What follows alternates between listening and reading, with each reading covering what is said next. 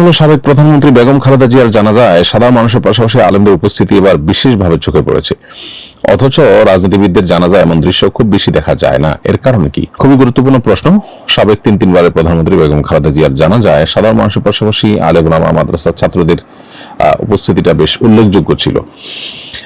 এর অন্যতম বড় কারণ আমি মনে করি যে বেগম খালেদা জিয়া ব্যক্তিগতভাবে তিনি ইসলাম প্র্যাকটিস কতটা করতেন বা করতেন না সেটা তো আমরা সেভাবে জানি না, কিন্তু একটা বিষয় খুবই পরিষ্কার, সেটা হলো আমরা আমাদের শৈশব থেকে বেগম খালেদা জিয়াকে দেখে আসছি যে তিনি কখনো আলেম ওলামা বা ইসলাম বা কোন ধর্ম এগুলো নিয়ে কখনো নেগেটিভ কটূক্তিমূলক বক্তব্য অথবা আপনার এদেশের মানুষ ধর্মপ্রাণ তাদেরকে সংক্ষুব্ধ করে কোনো কথা বলতে তাকে কখনো শোনা যায় না। অথচ তার দলের কোনো নেতাদের কোনো কথা দেখা গেছে ওলামায়ে কেরাম আঘাতপ্রাপ্ত হয়েছেন বা খোঁচা মেরে কথা বলেছেন, কিন্তু তিনি এই কাজটি কখনো করেননি।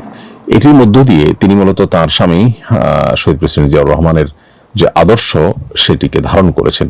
এই একটি জায়গায় তিনি অন্য অনেক থেকে পৃথক হয়ে গেছেন। বাংলাদেশের ইতিহাসে যত শাসক এসেছেন এই শাসকদের মধ্যে খালেদা জিয়ার এই একটা জিনিস, অর্থাৎ ওলামায়ে কেরামের প্রতি শ্রদ্ধা, দিন এবং ধার্মিকদের প্রতি শ্রদ্ধা, তাদেরকে কখনো অবজ্ঞা অবহেলা না করা কিংবা তাদেরকে কখনো অপমান না করা, খোঁচাখুচি না করা, এই একটা বিষয়ের কারণে তিনি সাধারণ দিনদার মানুষদের কাছেও বেশ গ্রহণযোগ্য মানুষে পরিণত হয়েছেন।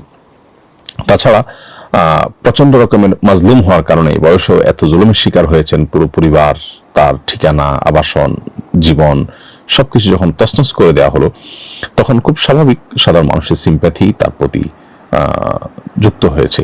আবার সময়টা রাইট টাইম ছিল। হয়তো বিগত সরকারের আমলে যদি তার মৃত্যু হতো তাহলে সেক্ষেত্রে সেখানে জানা যায় এত মানুষ উপস্থিত হওয়া সহজ ছিল না। মানুষ আসলে স্বাধীনভাবে কোনো কাজ করতে পারলে তখন মানুষ যেটা করে সেটাই হলো মানুষের মনের কথা। আর স্বাধীনভাবে যখন কাজ করতে পারে না তখন আসলে মানুষের সিদ্ধান্তের মাধ্যমে তার সঠিক যে অবস্থান সেটা সবসময় পরিষ্কার হয় না। যাই হোক, তো বেগম খালেদা জিয়ার বহুত্রী আল্লাহ তাআলা মাফ করে থাকে, আল্লাহ তাআলা জান্নাতবাসী করুন দোয়া করি। এবং তার যে বিষয়টার কারণে তিনি অনন্য হয়েছেন, তার অনন্য হওয়ার মতো আরো বিষয় থাকতে পারে, আমি যেটি কথা উল্লেখ করেছি সেটি, এবং তার স্বামী এবং শহীদ প্রেসিডেন্ট জিয়াউর রহমানের যে আদর্শ সেটি যেন এই দলের অন্যান্য নেতৃবৃন্দ তারা যেন ধারণ করতে পারেন, আমরা সেই দোয়া তাদের জন্য করি। এবং ধর্মপ্রাণ মানুষদের দেশে ধর্মকে আপনার বিমাতা সুলভ আচরণ ধর্ম এবং ধার্মিকদের সাথে করার যে প্রবণতা দীর্ঘদিন থেকে চলে আসছে সেই প্রবণতা দূর হোক, এবং বাহির এজেন্ডা পুশ করার বা সেটাকে আপনার আরোপ করার সমাজের মধ্যে যে প্রবণতা দীর্ঘদিন থেকে চলে আসছে সেটা বন্ধ হোক, সেটা আমরা প্রত্যাশা করি।